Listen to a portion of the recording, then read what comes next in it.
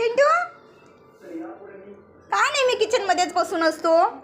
हां ओय जेवण बनवणार आहे तू? जेवण बनवणार आहेस काही किचनमध्ये बसून? हां नेहमी किचनमध्ये बसलेला असतो. चल बाहेर चल चल चल छान छान लायटिंग लावली आहे. चल बाहेर चल ये ए चिंटू चिंटू चल बाहेर. मला जेवण बनवायला मदत करणार आहेस काय? हा चिंटू जेवण बनवणार आहेस?